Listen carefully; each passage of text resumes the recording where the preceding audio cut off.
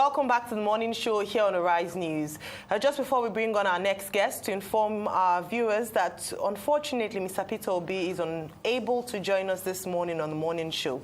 However, he will join us tomorrow morning at 9 a.m. So please set your alarms or stay tuned until then. Well, Ohaneze ndigbo Worldwide has a new man in charge, as Chief Emmanuel Iwuanyanwu has taken over the Igbo socio-cultural group, replacing the late Professor George Obiozo. The new president of the group, Chief Iwuanyanwu, says that he has carefully examined the circumstances and challenges plaguing ndigbo and has decided, among other things, to tackle them headlong as the president of Ohaneze ndigbo Worldwide. The new Ohaneze president promised to put the right committees in place to address issues in the areas of health, education, industry, and on electric power supply. A leader is not the wisest man, but he becomes the wisest the moment he is proclaimed, because my wisdom now is the aggregate of all your wisdom together, so I'm the wisest. I'm not the strongest man, but from this day, my strength is the aggregate of all your strengths. I'm the strongest. I'm not the tallest, but from today, my heart is all the height of Igbos, men and women, young and old, put together.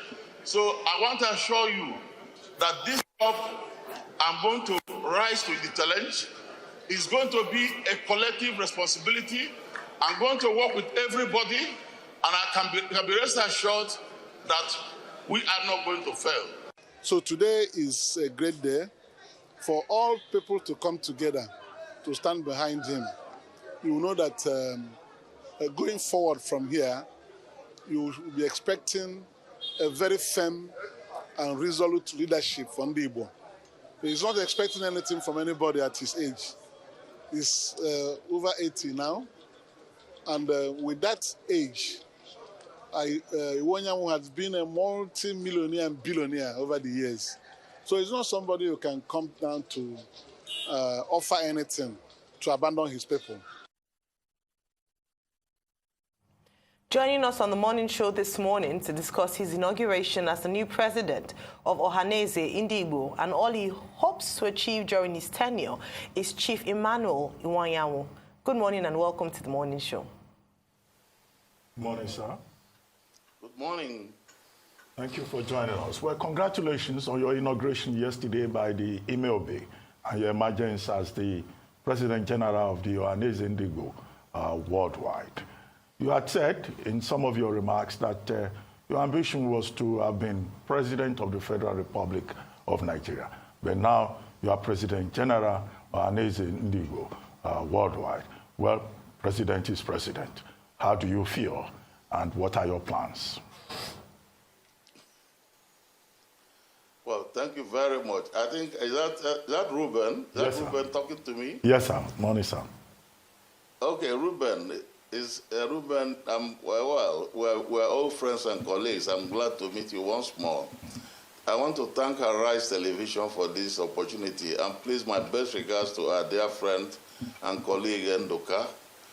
And Arise have done very well. Yes, I'm now the President General of Ohaneze ndigbo, and that position confer on me the leadership of Igbos all over the world. We have Igbos everywhere, and I have made up my mind to do my best. I'll do my best. And people who know me in the past, Igbos have confidence in me. And in fact, I want to say that this is the first time Igbos produced somebody without acrimony. It was unanimous everywhere. I'm overwhelmed, very completely by the love they have shown me, and that convey on me a lot of responsibility in carrying out my duty. Your people who were at the venue yesterday when I was sworn in, notice that at least five states in Igbo land, the southeast, the governors and the deputies were there. And so, for the first time, they all came together to support me and promise that at every stage they will be with me. So I'm quite happy, and I don't have any doubt I will succeed. Well, congratulations once again, Chief Iwuanyanwu, on your inauguration. I'd like to ask you... Thank you very much. For your priority areas, you have mentioned a few things that you'd focus on during your tenure as President General. I'd like you to please highlight some of them. I know some of which might be of interest, might be you saying that you would secure the release of Nnamdi Kanu, and also the fact that you would be pushing for an additional state in the southeast area of Nigeria. Please, can you expound a bit more on your areas of priority during your tenure? Yes. Frankly speaking, there is a lot of problem in the country. We have a problem of youth unemployment, and all these things are creating a social unrest. Most of the problem we have in society today, you have government killing people, kidnapping, is caused mainly by unemployment. So we are going to work together with the state governors in the southeast and Igbo land, those with us, because southeast comprise not only the 5 southeast states, but also rivers and delta states. Of course, there are Igbos who are indigenous of other states like Akwa Ibom, like Benue, like even Kogi, like Bayelsa, Cross River, and then Igbos are indigenous, but major Igbos live in 7 states. We are going to look at possibilities of facilitating employment opportunities. I have worked in 1914 when Nigeria was amalgamated. Igbos were actually not very highly developed. Igbos were quite far behind in all aspects of development and civilization. But by 1960, when we had independence, Igbos came to the top. Top in education, top in industry, business, top even in bureaucracy, top in military science and technology. So we were and what caused it is because of education. Igbos embrace education. So we are going to look at it very seriously. We also, Igbo businessmen, we have never had political power seriously. We have been fighting to have political power. We have never. But yet, we are very highly advanced. If you come to Southeast and many parts of Igbo land, you see there is a lot of development. Most of this development is actually caused by our businessmen. So that is why I have decided I'm going to set up a council of education that will try to find what makes us strong in education. Find a council of business leaders to make sure our business will succeed. So these are very important. And then, of course, there are some industries, for example, the Niger Sem at Nkalagu, which was a major industry. I will set up a committee to work and make sure it is it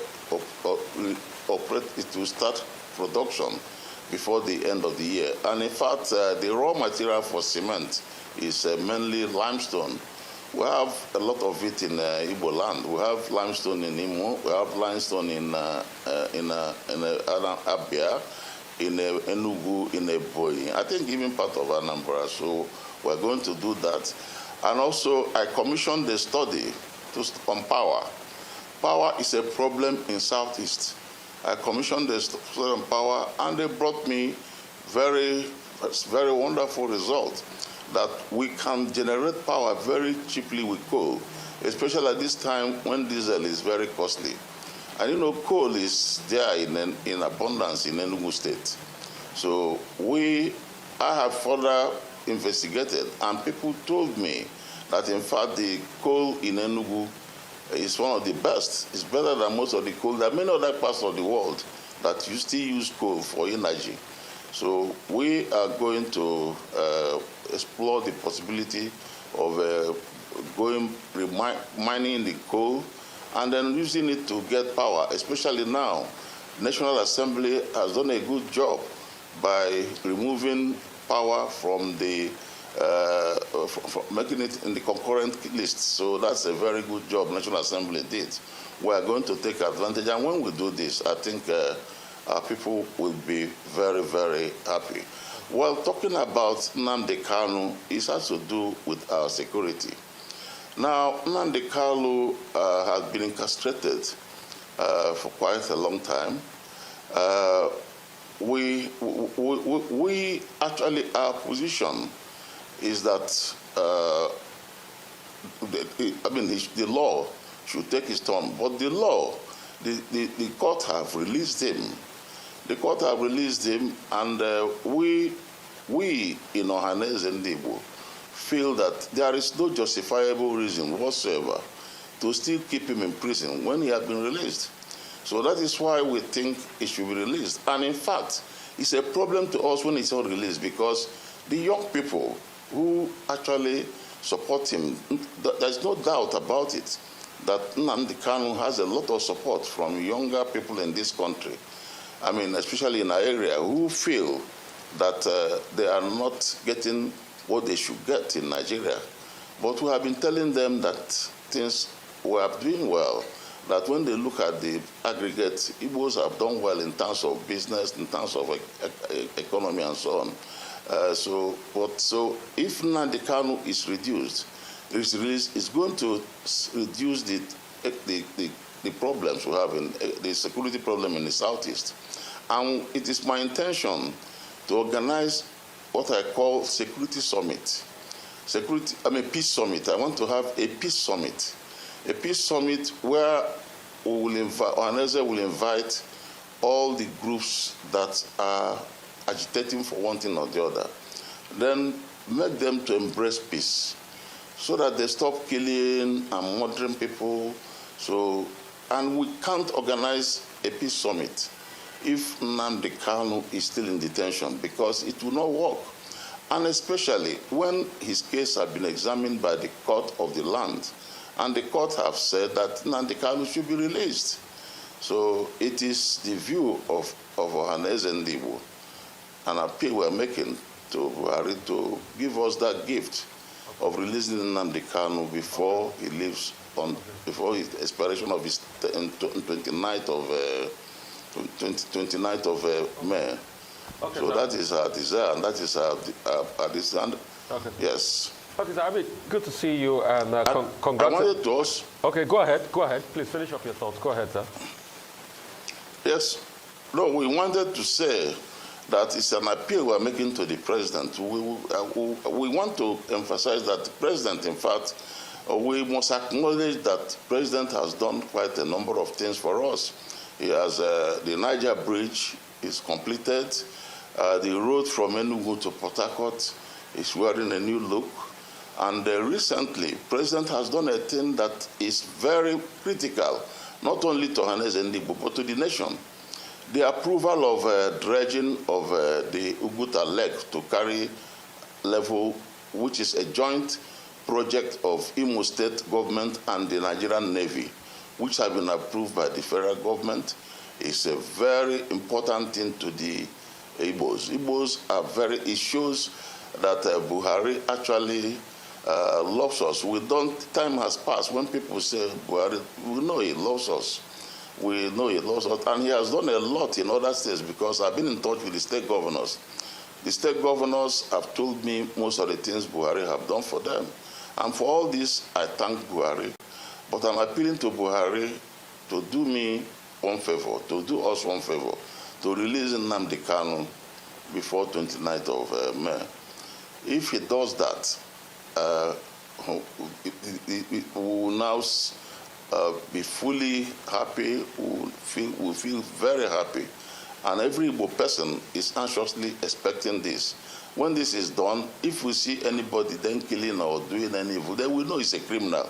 And the person will be treated like a criminal. Thank you very much. Okay, thank you so much, sir. And congratulations on this very important title. And you're a man of many parts, and it's an honor, seeing you, because you straddle across many sectors. You are a publisher yourself with a champion, newspaper. You set up Iwuanyanwu National, which is Heartland. You straddled into sports. You straddled into construction. You've seen it all as regards the economy. And you have something called staying power, which are attributes of champions and great men like you. So congratulations for that. But a couple of things I'd like to ask you. Number one will be about what was said in Awka. And you have a chance to clear the air, because a lot of people asked, some people said, oh, you said you're about rascals. Some people said, no, you didn't say that. And there are video evidence to what you said. But I'd like you to clear the air, number one. Number two, I want you to also talk about other things that are germane to the growth and progress of the Igbo people, which is about peace based on the violence that happened between Yorubas and Igbos and other ethnic groups in Lagos leading up to the elections. All right? That's another thing I want you to talk about. I also want you to talk about this quest for an Igbo presidency, that has long eluded people, that a lot of people thought Peter Obi was going to be, the silver bullet for. So those three issues, if you can just pack them up together. But good to see you, sir. Okay. Thank you. Thank you very much.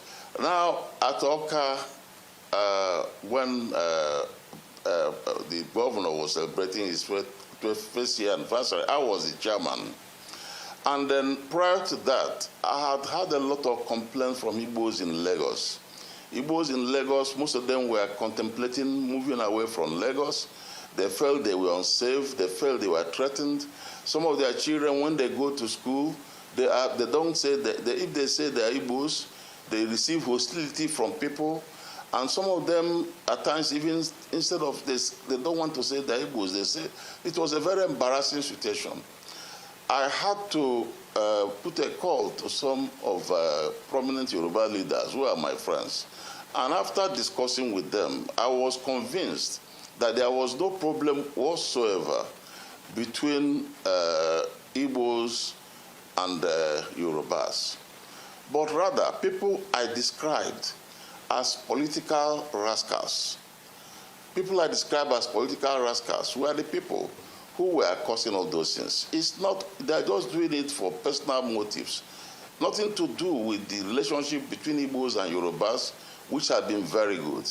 So I now, as a leader, told the Igbos, don't be afraid, stay in Lagos. Yorubas are friends, they are brothers, they have been with us over the years. Right from the time of Chief Awolowo. Chief Awolowo was a person who showed love for Igbos. When he was running for presidency, he chose an Igbo as his running mate in those days. And there are many things he did. Even myself, as a young man, I used to visit him. Even when I started nurturing ambition to presidency, I went there, he blessed me. I regarded him and his father, his wife, Hannah, as my parents. Even their Tokumbo was quite close to us, our family. And even the publisher of one of his sons, publisher of the Tribune, we were very close. Yorubas are very close to us.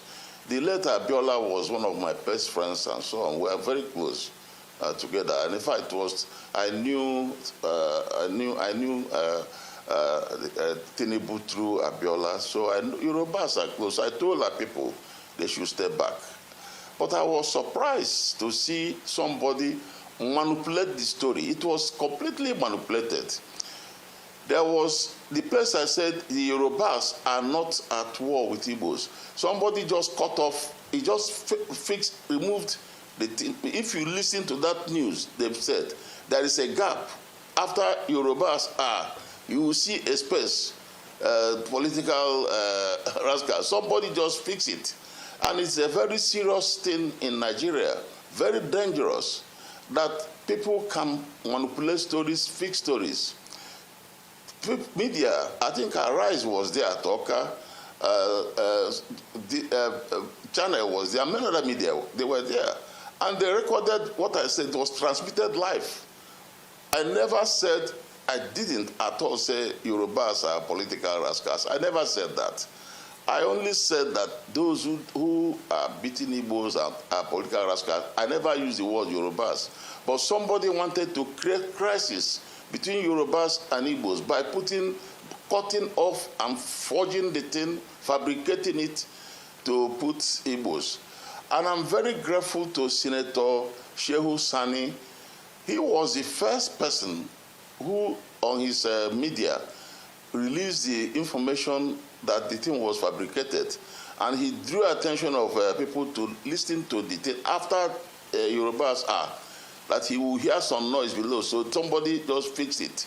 And I'm using Arise Television to appeal to Nigerians that this is dangerous and to appeal to leaders when they hear any story, because Nigerian fraud has reached advanced stage.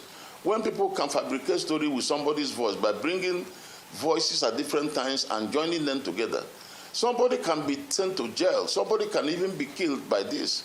I think it's not fair for Nigerians to get to this level of crime. It's very bad. So that is the point about it. However, about what happened in Lagos, I think really it was the height of, it was a very embarrassing situation. A very embarrassing situation when at this time, in the year 2023, after so many years of independence, that a Nigerian citizen will be told that in a part of the country where he lives, where he has domiciled, where he has invested, that is no more his own, he should go. You know, this is why I say they are rascals. You see, we are not going to take it serious because we know it's not the Yoruba view. Yoruba leaders have come out openly to criticize that action. And I would like the government to criticize it. And I also know Igbos in Lagos have told us that the governor of Lagos State has been good to Igbos. The governor of Lagos State has been good to Igbos, so he's not against Igbos in any way. In fact, I think he even appointed some Igbos in his cabinet and so on. So I don't think we have any problem. It's just political rascals. And politicians should be very careful about those who work for them. Some of them can destroy the country, and that is the problem of leadership. At times, a leader is accused of one problem or the other. At times, he is accused of fraud. The fraud is committed by their followers. So leaders in this country, what I advise them is, watch out those you recruit, either as helps, aides, or thugs, or whatever it is. If you get a murderer, a criminal, and make him a thug and he's working for you, then you have to take responsibility for whatever action, whatever crime he commits, because the person is already a criminal. So I think what happened in Lagos should teach us a lesson that it's clear to everybody that they fabricated that story against me. It's clear that that video, those who listen to it again will see that it was fake. So people now should be very, very careful. So the lesson is, Nigeria crime has advanced. We should avoid it. And then with the ndigbo, have a lot of respect for Lagos State, because over the years, since even before the amalgamation of Nigeria, Igbos lived in Lagos. Igbos have invested in Lagos. And Igbos, wherever they go, they don't cheat the natives. Igbos, when they want property, they buy. They settle down. Igbos in America, they buy properties in America, they live in America. Igbos in London, they do the same. There is no part of the world Igbos have been thrown away because they are not indigenous. Because people respect their right to property. When Igbos live anywhere, they also contribute to the development of the place. And that is the culture of Igbos. That's why we are spread everywhere. So we believe that that will be the last time. Yes, sir. That will be the last time.